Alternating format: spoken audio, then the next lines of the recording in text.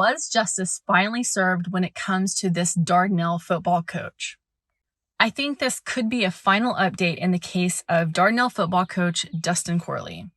So an Arkansas State Police trooper was on patrol the night of January 4th, 2022, when he saw a vehicle that kind of looked suspicious. He got behind the vehicle. He was just going to make sure that everything was okay with the truck. But when he got behind the vehicle, it took off. So there was a short pursuit that followed. Finally, the vehicle pulled over and the trooper saw Dustin Corley, a local football coach, in the vehicle with a minor, a student.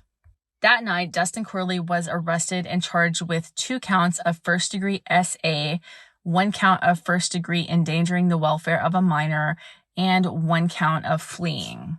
Dustin Corley was released on bond less than a week after he was charged, but it didn't really last long because February 15th, 2022, he contacted the victim. That contact was a violation of his bond agreement, and he was returned to jail in March 2022.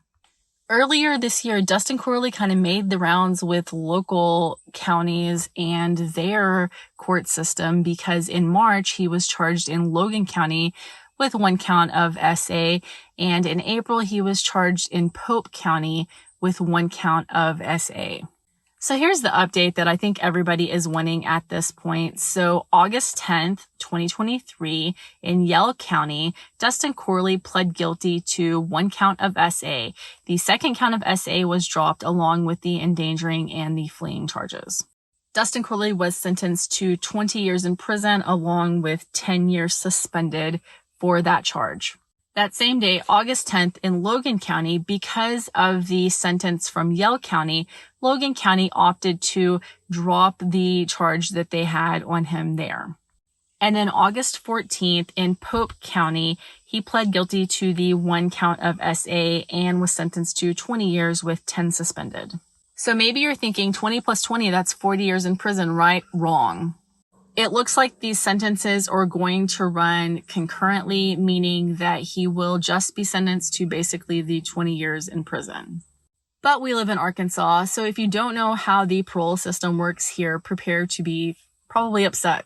So Dustin Corley was sentenced to 20 years in prison, but as of right now, Dustin Corley is eligible for parole in 2033.